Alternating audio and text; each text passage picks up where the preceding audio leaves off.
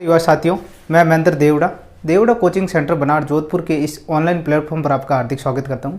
आज हम राष्ट्रपति से संबंधित जो महत्वपूर्ण प्रश्न है उसके बारे में पढ़ेंगे। आज जो महत्वपूर्ण हमारे प्रश्न है 30 से 45 तक 15 प्रश्न है, उसमें सविस्तार व्याख्या के माध्यम से बताऊँगा मैं। इससे पहले हमने दो वीडियो से पहले जो वीडियो नंबर 20 और 19-20 के अंदर राष्ट्रपति से संबंधित सविस्तार व्याख्या की थी। अब इसके बारे में जो प्रश्न बैंक किस प्रकार प्रश्न बनते हैं और ये आईएएस से लगाकर जो 3rd ग्रेड 4th ग्रेड तक पूछे हुए एग्जाम के अंदर प्रश्न है, जो मैं हुबहू सेम जो वापस पुराने एग्जामों के अंदर पूछे उनको बार बार रिपीट, कई बार ऐसे सवाल भी ज़्यादा पूछे जाते हैं। तो सबसे पहले हम बात करते हैं, भारत के राष्ट्रपति का निर्वाचन मंडल किसके अंतर्गत है।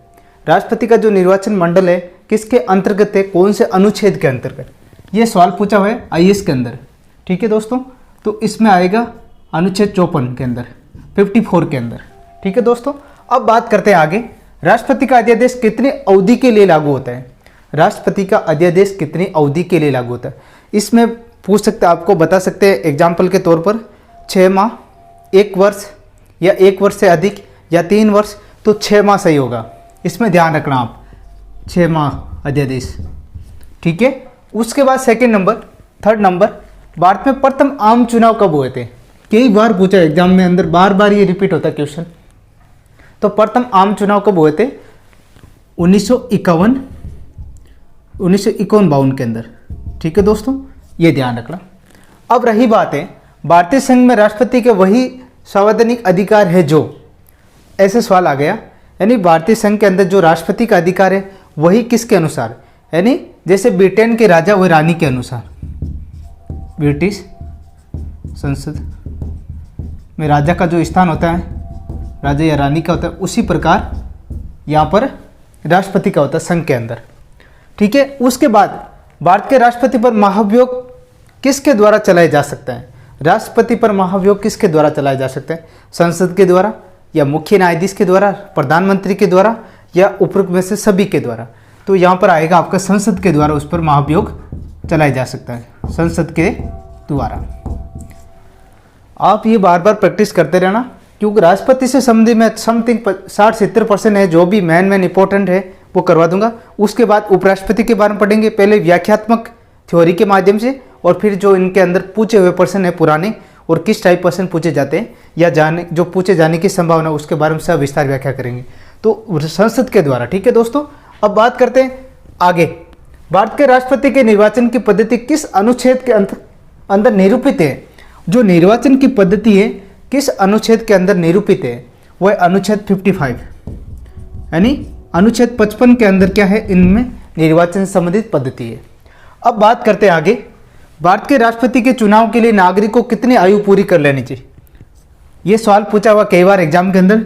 35 वर्ष, ऐसे तो नॉर्मल सबको पता है कि 35 वर्ष आयु पूरी होनी चाहिए, लेकिन कौन से अनुच्छेद के तहत, अनुच्छेद 58 में जो राष्ट्रपति से संबंधित योग्यता है उनकी आयु 35 वर्ष होनी चाहिए। लोकसभा के सदस्यों के निर्वाचित होने की योग्यता होनी चाहिए उसके पास में, किसी लाभ के पद पर नहीं हो, दिवालिया पागल नहीं घोषित हो, ऐसे जो शर्तें अनुच्छेद 58 के अंदर इनका पूरा विवरण है, जो मैंने इससे जो पिछले 2 वीडियो के अंदर संपूर्ण व्याख्यात्मक प्रश्न सब करवा दिए थे अनुच्छेद से संबंधित।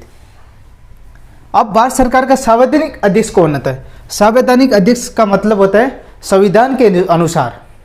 संवैधानिक अध्यक्ष का अर्थ होता है संविधानिक, यानी संसद, संविधान के रक्षा कौन करता है, वो आपका है राष्ट्रपति होता है। कौन होता है दोस्तों, राष्ट्रपति।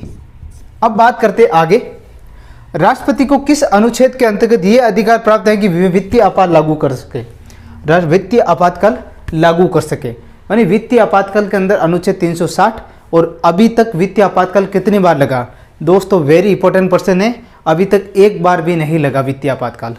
ठीक है दोस्तों, तो वित्तीय आपातकाल लागू होता है अनुच्छेद 360, और 3 आपातकाल होते हैं, अनुच्छेद 352, अनुच्छेद 356 और अनुच्छेद 360। 352 के अंदर आंतरिक जो विद्रोह, शस्त्र युद्ध है, बाह्य आक्रमण है, विद्रोह की जो आशंका होने पर अनुच्छेद 352 के तहत क्या कर सकता है, राष्ट्रपति जो आपातकाल लगा सकता है। अनुच्छेद 356 में मैंने पढ़ाया था, राज्यों का संवैधानिक तंत्र विफल होने पर, राज्यों का अगर संवैधानिक तंत्र विफल हो जाता है उस समय राष्ट्रपति शासन लागू होता है। और फिर अनुच्छेद 360 के अंदर वित्तीय आपातकाल से संबंधित ऐसे प्रश्न पूछे जाते हैं एग्जाम के अंदर। अब बात आती है आगे, भारत का राष्ट्रपति अपने पद पर पुनः निर्वाचन के लिए कितनी बार खड़ा हो सकता है? अच्छा प्रश्न है। जो अमेरिका का जो राष्ट्रपति है 2 बार चुनाव लड़ सकता है। और भारत के अंदर क्या है? जितनी बार चाहे। ये वेरी इंपॉर्टेंट क्वेश्चन है, IAS और RS दोनों के अंदर पूछा हुआ एग्जाम। जितनी बार चाहे वो खड़ा हो सकता है। ठीक है दोस्तों, आगे बात करते हैं। भारत का पहला अराजनीतिक राष्ट्रपति कौन था? अराजनीतिक का अर्थ होता है कि वो राजनीति के अंदर नहीं थे और सीधे राष्ट्रपति बने, और उसका नाम है डॉक्टर APJ अब्दुल कलाम साहब, जो परमाणु वैज्ञानिक थे। सन 2002 से 2007 तक राष्ट्रपति रहे।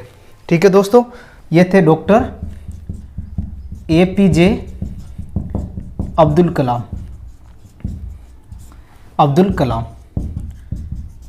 ठीक है, उसके बाद में आता है राष्ट्रपति अपना त्यागपत्र किस अनुच्छेद के तहत देता है?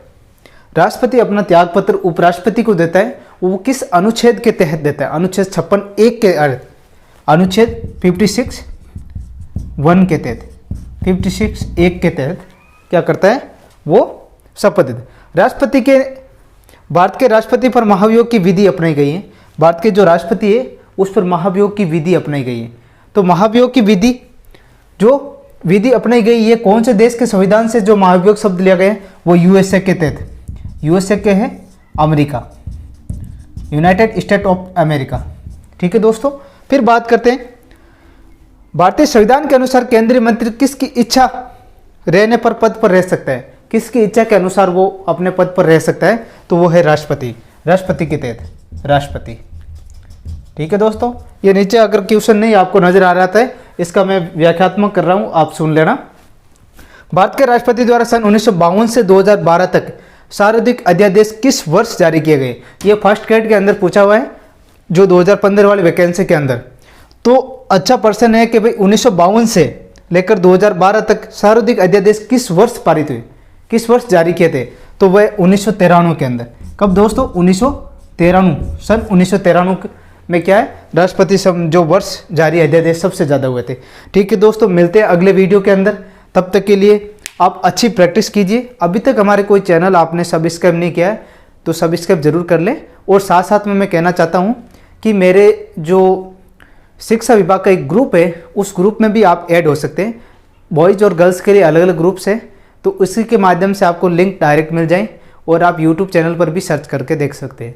ऐसे मतलब मैंने राजस्थान पुलिस के अंदर करंट अफेयर्स पढ़ाया था लगभग 10-11 वीडियो के अंदर।